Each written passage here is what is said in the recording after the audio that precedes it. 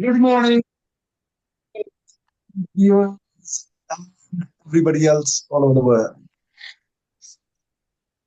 Morning, Mark. How are you doing, Jeff? Yes, good. It's Friday. Sun, don't know what the weather's doing. Feels a bit cold, doesn't it? Nah, I don't think so. I came out with a t-shirt on today. I could feel the warmth from Mm. um in the morning, really, because I leave my window open, so you can get a gauge on what the weather's like outside. I didn't think it was too bad today. Uh, Maybe it's in your neck of the woods when there's a lot of greenery and Maybe stuff it's just like that. me. Whereas It's I'm cold. surrounded like I'm an inner city boy, aren't I? I'm surrounded by big, Mm. tall buildings and Pollution, stuff. pollution in the. You've got like trees and greenery and all of that.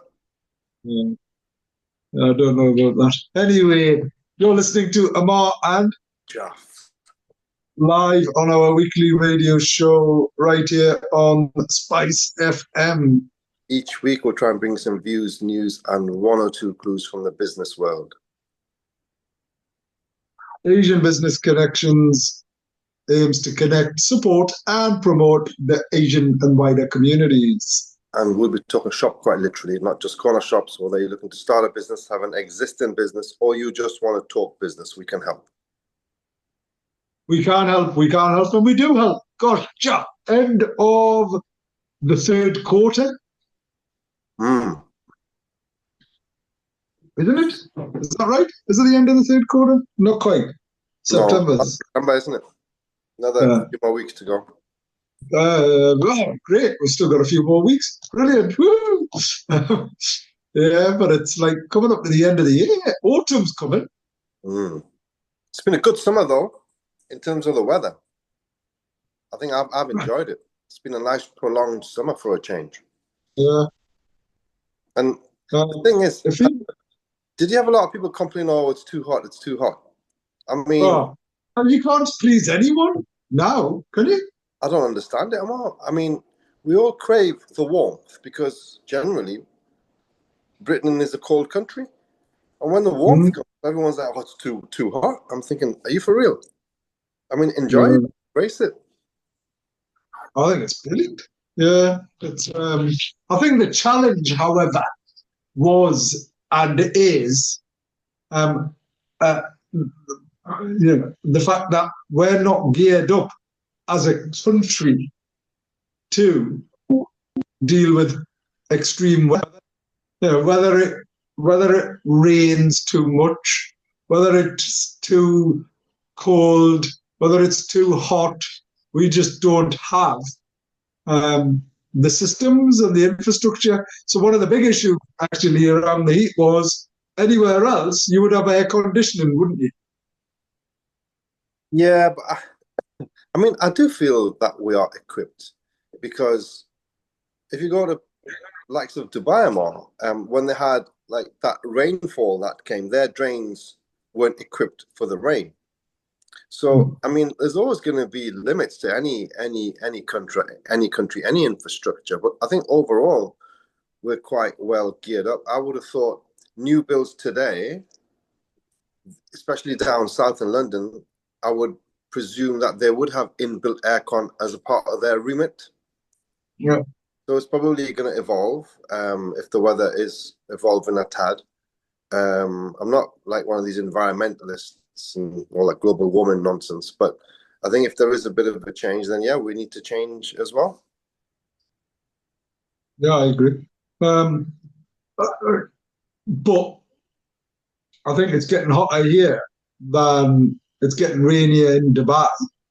Yeah, yeah, I think and yes, the drains might not be able to cope, but did they really affect people as much? Other than they can't get around. I'm just talking about the differences. You can get a boat, can't you? You can always get a dinghy and dinghy yourself around. Um, what you can't do is necessarily cool yourself. I mean, it was uncomfortable, is the point. On yeah. the evening, and actually, we're in an incredibly old building here where we would struggle putting in aircon, and all the staff wanted to go to the new building because it had aircon. Yeah, is the thing. So yeah, it is. Anyway, what's happening, Jeff? What's happening in the world? I don't really know, to be honest. I've been What happened at the football? it was just awful, man. It was absolutely awful. I mean, it was great though. I think I'm so proud of the team and the way that we made that comeback. And it was just something that we've suffered before with Liverpool, where they score these last minute winners. But it was such a shame because 2-2 would have been a fair result. In fact, we should have won that game. But we've said that so many times with Liverpool in the past. So obviously another big game tomorrow, but there's so much activity with this transfer window. Isn't it really silly, Ammar, when you think about it? Your season's already started like 2-3 weeks ago, and the transfer window of players still moving from club A to club B is still open. Why would you not close the window It's silly. before the season starts? I mean, the powers that be, some of the things that they do and you see and you witness, it just doesn't make any sense whatsoever. So it's causing so much disruption, especially to us. Our star player decides, to go AWOL and not play, which is absolutely ridiculous. And, with that black cloud above our heads, we still have got, so much uncertainty still.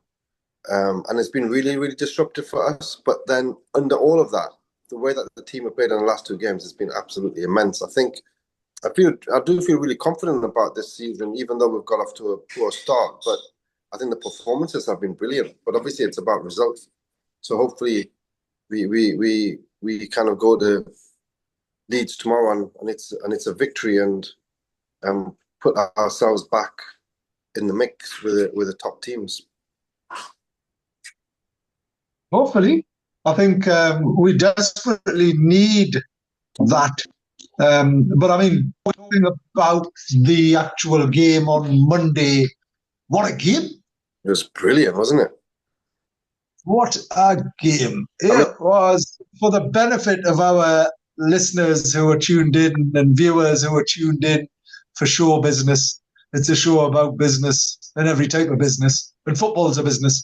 For the benefit of those, it was Newcastle versus Liverpool at home. First home game of the season, wasn't it? Yes. And it was a really messy game. Now, interestingly, because I struggled with tickets and things like that, I think everyone did. I'd looked on the website, and I think it drove loads of traffic to the website. And one of the things was I'd noticed the day or two beforehand when they announced the referee, it was like, upset for Newcastle United. And this was beforehand that we've got this referee. And it's the first time I've ever read a bio of a, he's the worst one for giving out cards, and he's done this and he's done that, and he was responsible for all of these games in the past where Newcastle had lost, and controversially these decisions were made. And it was all these statistics, and this was 2-3 days before. And then when it happened, I just thought it was shocking. Yep. I mean, look, what can we do? I think there are those theories where you feel as though that the Premier League is a cartel, and they just want the big teams to do well, which is just so anti-competitive.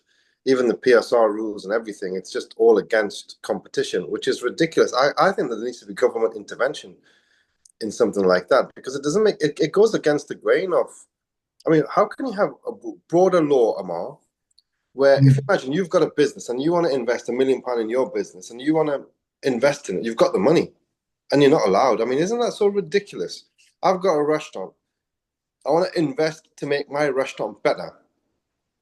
But the regulations tell me, no, you can't do that because it's anti-competitive. You have to, work on this budget. I mean, it just doesn't make, it's just it's just against capitalism. It's against the whole ethos of the business community and the business world. It doesn't make any sense whatsoever. But yet they have all of these rules in place, and everyone has to abide by them. Mm.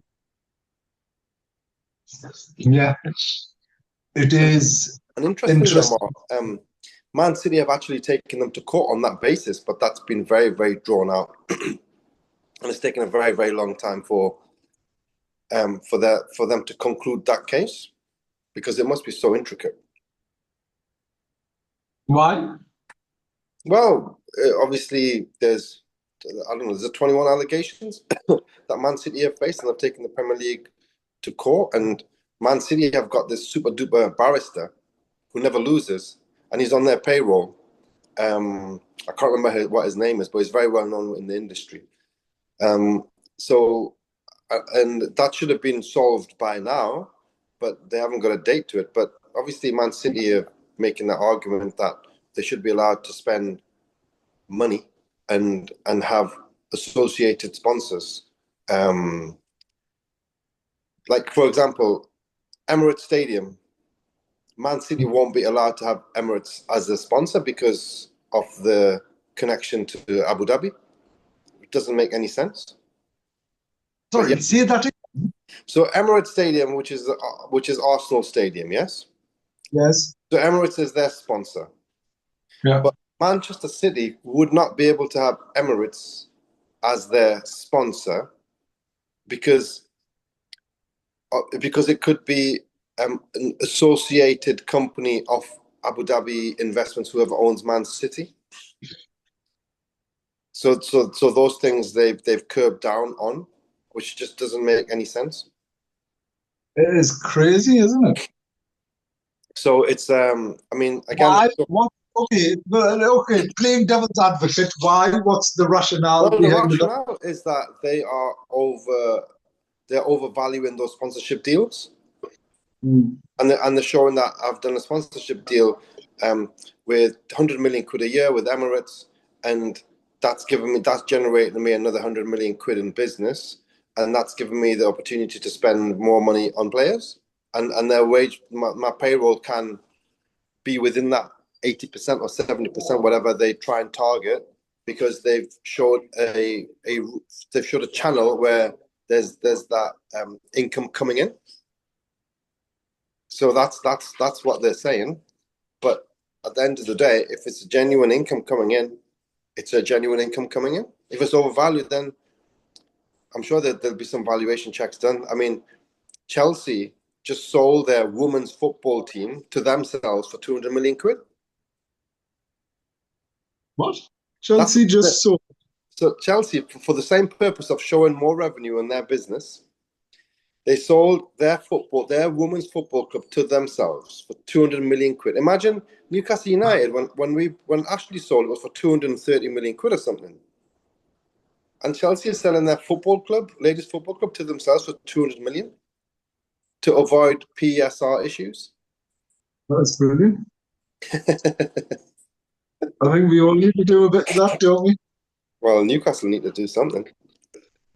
Yeah, so anyway, it was one of the most exciting games I had seen for a very, very, very long time.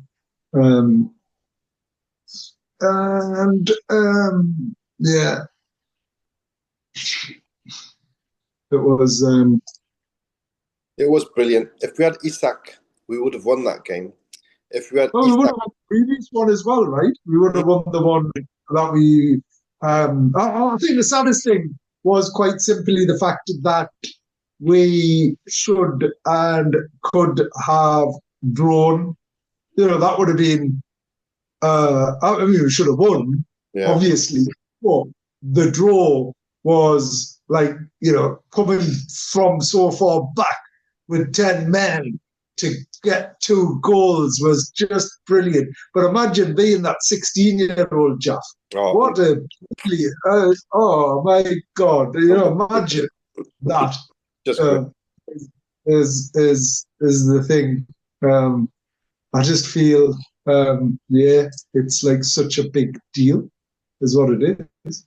Um, anyway, so that was the football here on Monday night. It was a great match to sponsor, though, wasn't it? Oh, your name was all over the place. I was getting messages from so many people Say what?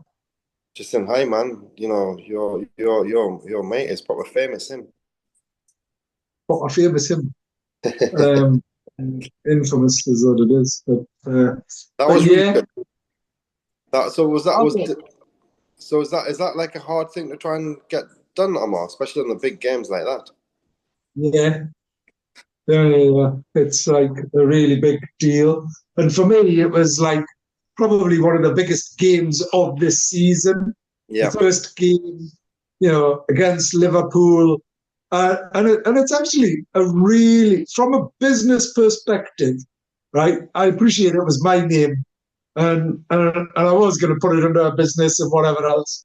But what you actually get is compared to if you took a table of 10 in hospitality, it would cost quite a bit of money, right? Mm. On a match basis. And for whatever more, you get sponsorship, so match sponsor, you get name on the screen of your company or your whatever it is every 10 minutes, and it's there for a minimum of 30 seconds, is what it is. Mm. So it's like 10 times throughout the game. You get a full page advert in the program. You get a signed shirt of all the players. You Mm. get two ball boys or ball assists as they're called now. So all of that and the experience, they look after it. You go to the dugouts, you're in the changing room, you get all of these pictures and get everything. Like the experience, like that versus like having a table of 10 hospitality Yeah. for a match. Yeah. There's like it is brilliant, the Yeah. Yeah. value of doing that. Mm. You see, it's like the messages I was getting was like it's brilliant and it's something that's always there, it's always done, and it's experience. Yeah. Yeah. So Brilliant. It's brilliant. my son and his friend were ball assists, and they previously you weren't allowed to have your cameras and phones, but they were sat there taking pictures and videos.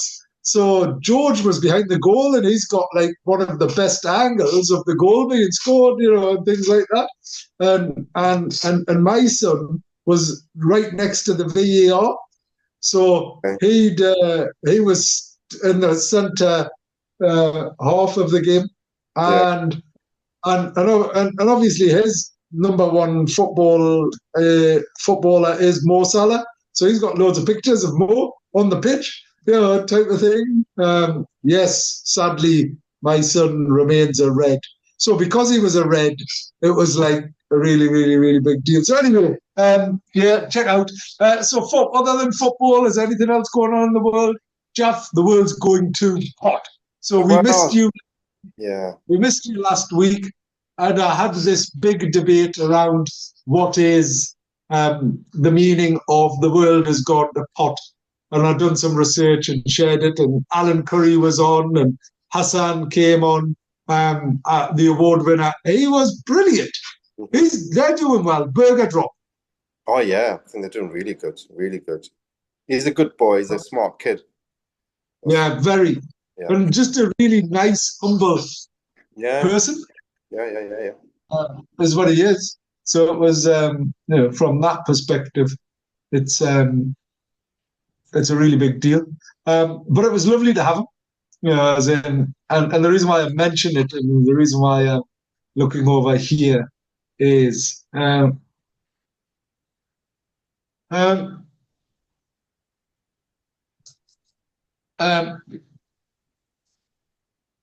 is because the ABC Awards nominations close in 2 days' time, and we want everyone um, to consider making a nomination. Is what we want, Jeff. I think it's the highlight of the year. Yeah, absolutely, it is, and it's just become such prestigious, these awards, from when they started. I think each year they're just growing, and the type of profile of competitors within the different categories is just always enhancing, isn't it, on year? Yeah. And it's super exciting. And we've got Tommy again. I really like him. I think he's a great person. Is what he is. He's funny, as is what he is. Mm. He's incredibly funny, and I think if he was anywhere else, he'd probably get arrested. I wonder if some of his comments are now that offensive that you would get arrested. Well, I mean, that's the woke society we live in. If anything like that did happen, just a bit of humor, it's a bit of fun, and why should that change? You know? Mm. Yeah, actually, but I wonder if we need to make an announcement that there is a comedian there who's really funny and has a laugh. So if you are offended at people having a laugh, please don't attend. And dropping jokes. Well, as in, okay, I'm just, I don't want to get, because some people might get offended at jokes, as in, depending upon what the joke and whether the joke is on them or not. But I genuinely wonder now, Jeff, whether, the Fifth Amendment is the Fifth Amendment or not. Did Yeah, you it's know? hmm? Sorry, go on. You were going to say it. Oh, I think it's just all, hey, the way that society is, I think it's just crazy. It's so delicate. Everything is so delicate. Everything is like, it's just all, it's mental. It's totally mental. If it's just mind blowing. You just got to kind of keep your sanity by just trying to hold on to normality as it used to be. Yeah.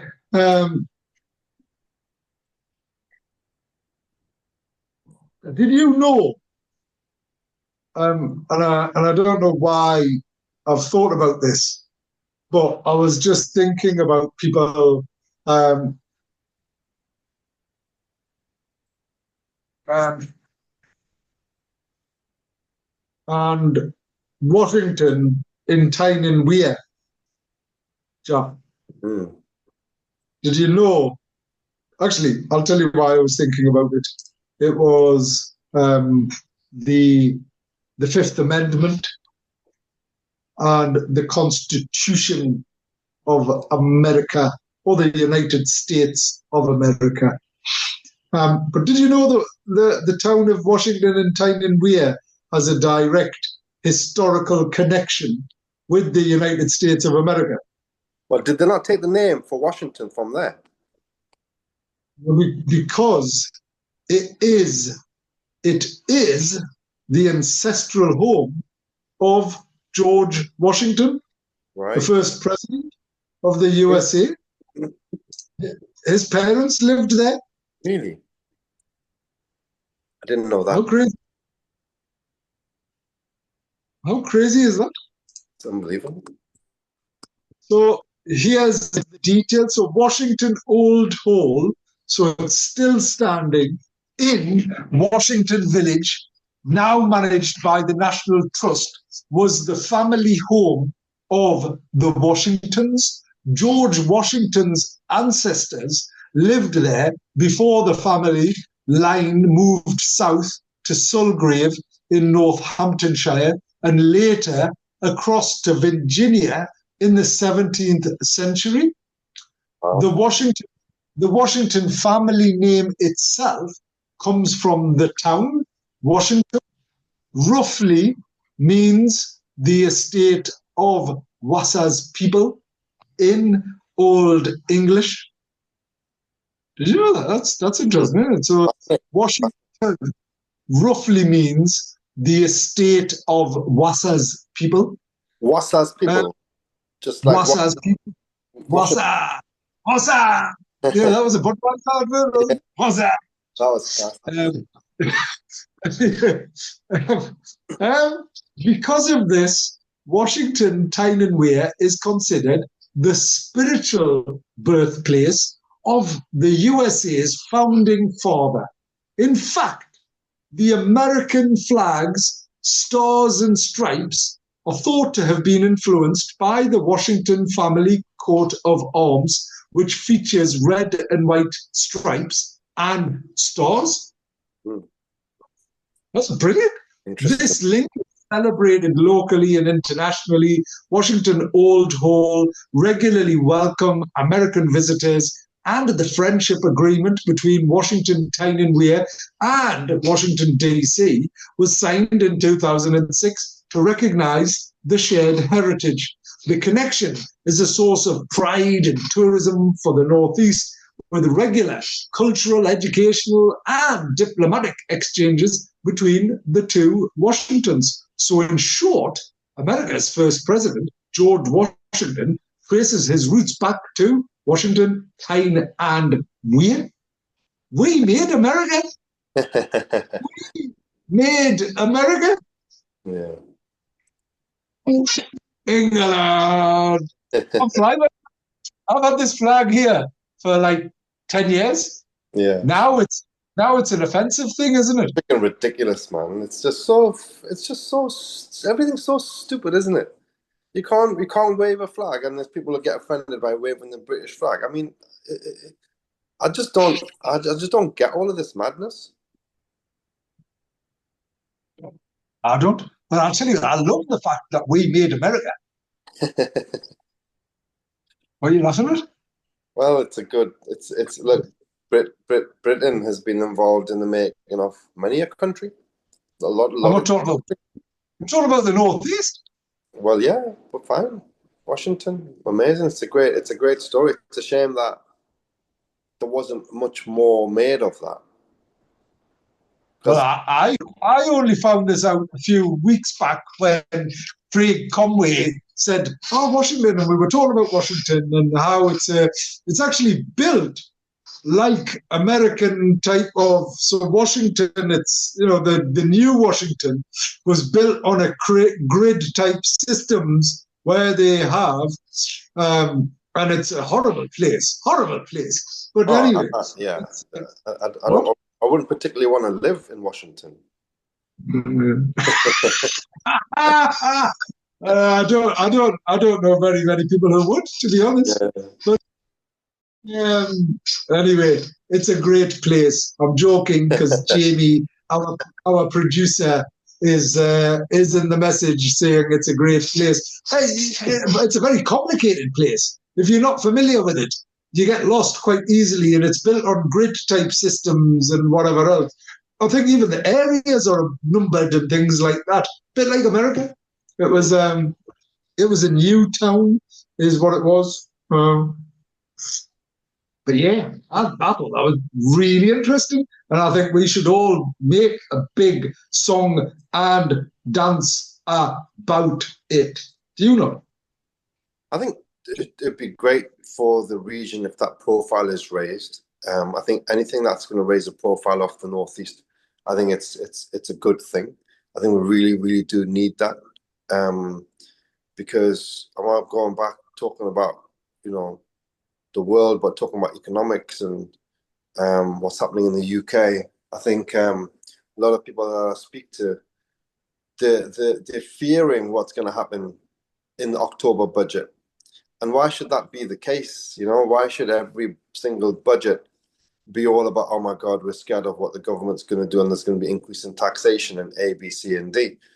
Instead of there being that anticipation, oh yeah, the budget's coming, chancellors with it, they know what's going on. They're going to introduce some new policies that's going to help the nation, help the businesses, and take us out of the economic downturn that we most certainly are in. I think we just need. So the challenge is positivity only gets you to a particular place in space. You can always be forever an optimist, but if you keep getting kicked in the ghoulies, Yeah. right? Actually, you're going to fall down, aren't you? Yeah, of course. And that's why maybe is it if even more so do we try and powers that be in our city in the region, if there was more, if they're working together and they're realizing that, look, we as a region have to face this, and we as a region, let's take responsibility and try and make the region better, make it more attractive, and they need to find ways to try and develop the region. That's why I'm all for Sunderland and development in Sunderland, the fact that they're in the Premier League, more influx of um, you know, better players, their agents, their families, they've got more money. They've got Premier League football, it's raising that profile. I think it's a good thing. And even little things that I mentioned about Washington, anything that's going to help develop the region, I think we all the powers that be, should all be thinking on these lines and finding ways of making the region greater. Um, I absolutely agree with you, and I think we um, need to recognize all of the value and the worth and the history and the heritage, and we need to join together. We need inclusion by default. We need to bring everyone together to support one another and say enough is enough. Because actually, what people don't necessarily understand or appreciate is the fact that businesses are the backbone of the economy, of communities and society. And without business and without supporting businesses, it'll all come to a horrible end. And some of the issues and challenges that we are seeing is because of social issues around health and wealth and happiness. But where do all of those things come from? Health? Well, actually, if there was more money going into the health service and if it was run more efficiently, there would be better services. Happiness? What is the single biggest contributor to suicide and depression? Money, financial challenges. And where does wealth come from? Wealth is created by business, by enterprise. So what do? You keep kicking business in the goolies and it'll just fall down. What does that lead to? Less money in health, less money in happiness. Hmm. Doesn't it? But Ammar, the bigger worrying thing is, my biggest worry is that the so-called conspiracy theorist seems to be getting things right. And that's really worrying, because they were saying that, well, it's the government plans to destroy enterprise, and why would they want to do that? But the policy seems to be going down that direction, which is deeply worrying for me, because you're making it so difficult for all type of businesses to survive and be healthy, and it has an impact on, like you said, it has an impact on the entire working kind of it impacts everything, and impacts the entire industry, impacts all the people, all the families, and it's just becoming so difficult. It's the cost of living. And apparently they're going to introduce NI on property owners or something. I mean, I don't understand what that's all about. Have you heard about it? Yeah, 8%. They're suggesting 8% NI on property income going forward, so that it will generate round. Currently, there's 27 billion pounds that is generated through property income, and they're suggesting that would then go on to create 2 or 3 billion pounds if they introduce this, and they're genuinely looking at it as an option. So.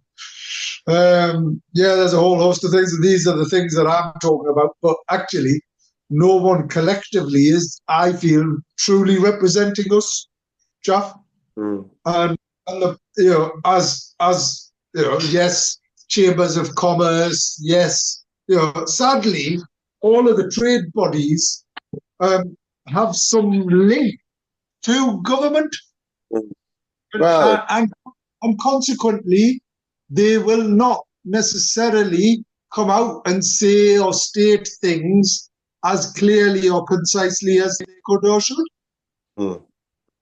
Yep, of course, and that's just to tick a box, isn't it? That yes, we've got these trade bodies, but effectively it's just government. That's Really. sad. It's hard. Anyway, coming back to business topic of the week. So if you've got a business, what can you do about it? Well, not very much, the truth be known. But to build trust as a new business, here's 5 essentials every startup needs. Building trust is one of the biggest challenges for startups. Without it, attracting customers, partners, and investors becomes far more difficult. Summary: what do you need to do? 5 essentials every new business needs to establish credibility. Professional business address boosts legitimacy and creates the right impression. Strong online presence, clear website, active social media, and consistent branding. Clear communication, transparency, and reliability in customer interactions. Testimonials and social proof. Use early feedback to demonstrate credibility. Consistency and reliability. Deliver on promises to build long-term loyalty. What do you think about that? Yeah, that's just very, very good advice. That advice applies all across the board in any type of business that you're in. Yeah. AI. So here's some headlines. AI profiling of social media will boost HMRC's tax compliance, say advisors. HMRC is using artificial intelligence through its Connect system to improve tax compliance, analysing data from social media and other online sources. Developed by BEE Systems at a cost of 45 to 100 million, Connect has already helped recover over 3 billion in unpaid tax. The system applies analytics such as pattern recognition, predictive modelling, and machine learning to flag anomalies far quicker than human investigators could. While AI plays a major role, human oversight remains essential, with investigators reviewing outputs before action is taken. HMRC confirmed it only uses social media monitoring for criminal investigations, but experts argue AI is already being applied more widely for risk profiling. The trend reflects a broader global move towards using technology to close compliance gaps with digital footprints, increasingly important in tax enforcement.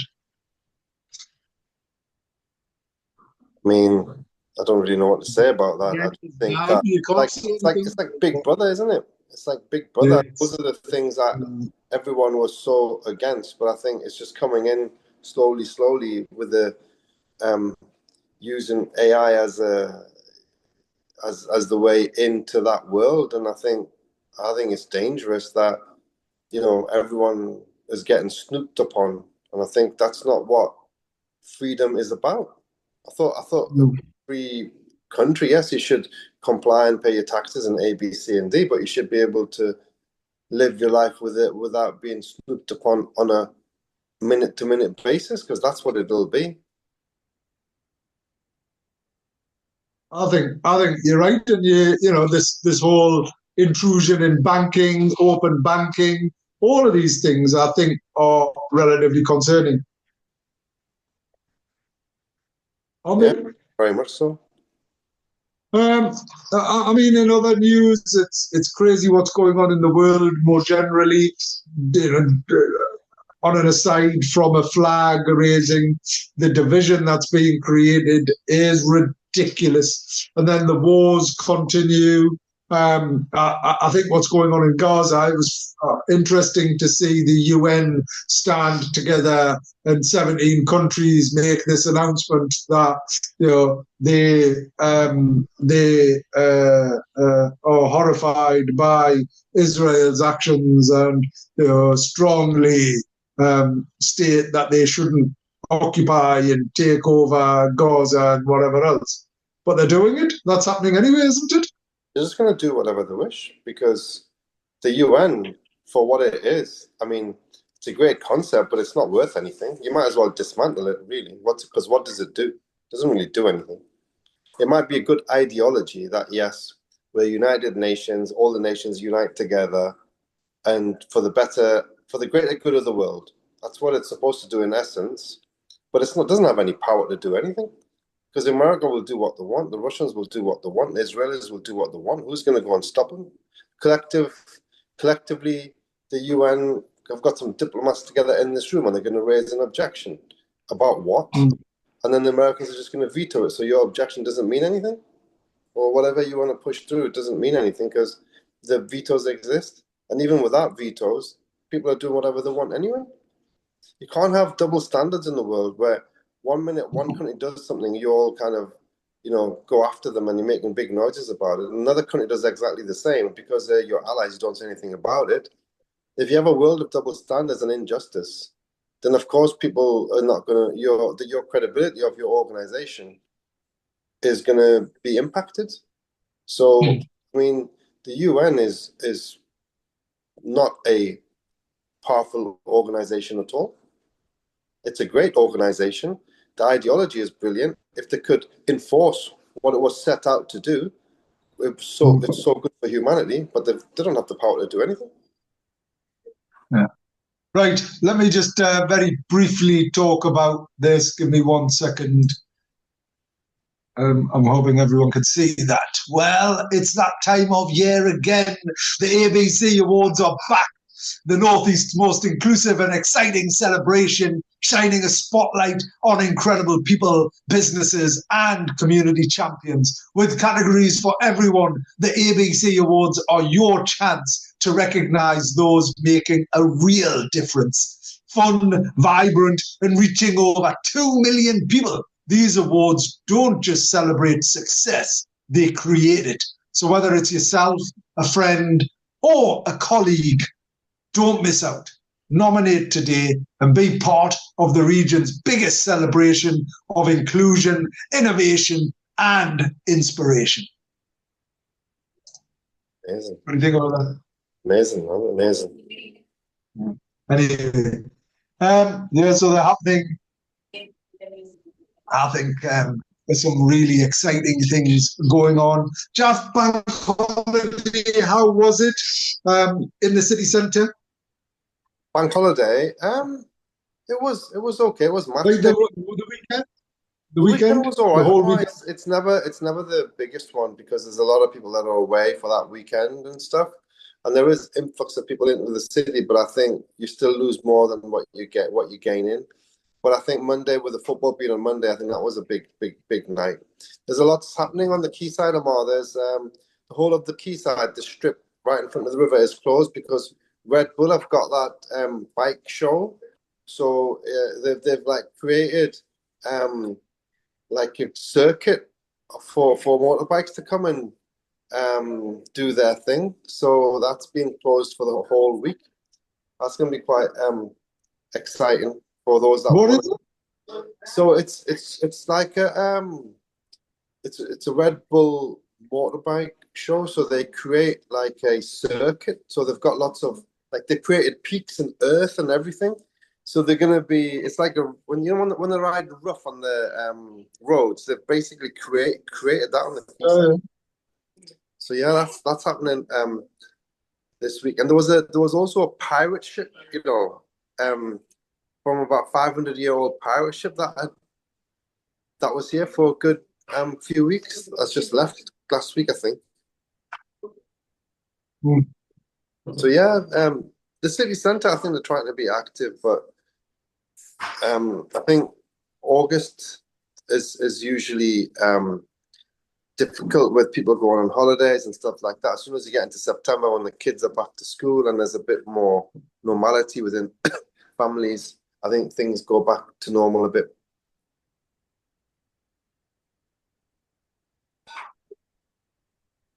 I think so. I need some routine. I must admit, I've had a real challenge and a struggle the last few weeks, more broadly and more generally.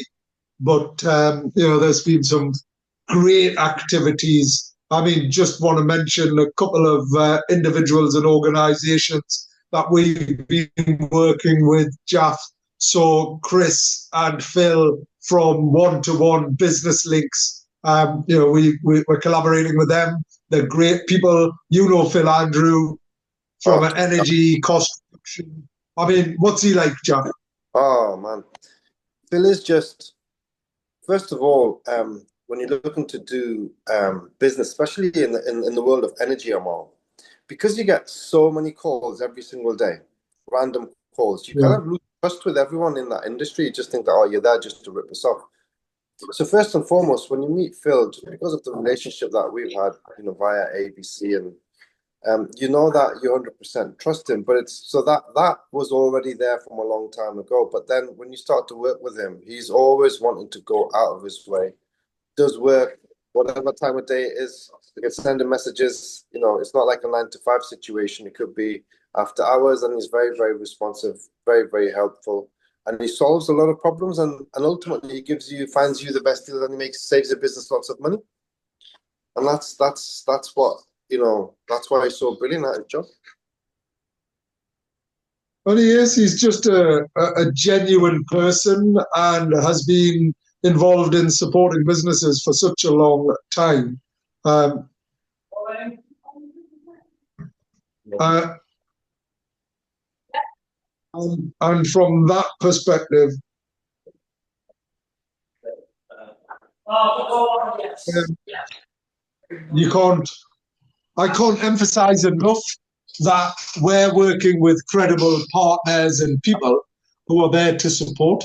Um, and he's great. And the reason why I mention him is because of the challenges with businesses, going back to costs and how energy is one of the biggest costs after people. In fact, it's the biggest cost after people right now. We have the most expensive energy in Europe, is what we have within the UK, and the costs keep going up. So finding the best deal is key, and using someone that you trust. Yeah, it's not going to get any easier. The cost, as you said, is going to keep on going up. I think, unfortunately, apparently they used in a deal with some some American gases, and which is so much more expensive. And Donny's gone and done a deal with Ursula van der Fleven. Is that what she's called? Um, so yeah, that's not going to make it any easier for us, because when it comes to renewal, because you can only set them for 3 years, it's like, it's so fearful that you have to think, oh my God, my contract finishes. What's the situation going to be in the world in 3 years' time when you have to do a new energy contract? And how much more can we absorb? It's just ludicrous. I just think the whole aspect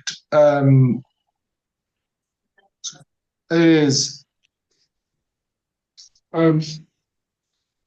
world division. If you look at what's going on, the conflicting challenges, and in particular for business, Jeff, because whether it's government, whether it's taxes, whether it's compliance, whether there's changes at company's house, whether there's all of these restrictions on one hand, right, are impacting business, and then on the other, the cost of everything, the trades, the tariffs, the cost of buying things, selling things, everything's just gone up. The only people who are getting beaten up are businesses.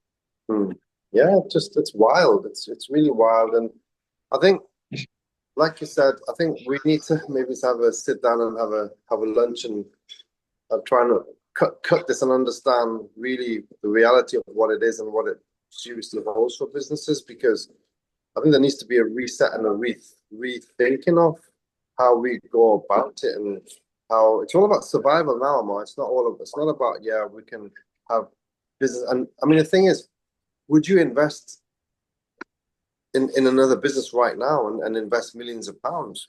Because there's the difficulties of that. For me, it's just a mental upheaval battle because of the way that everything is. It's so difficult.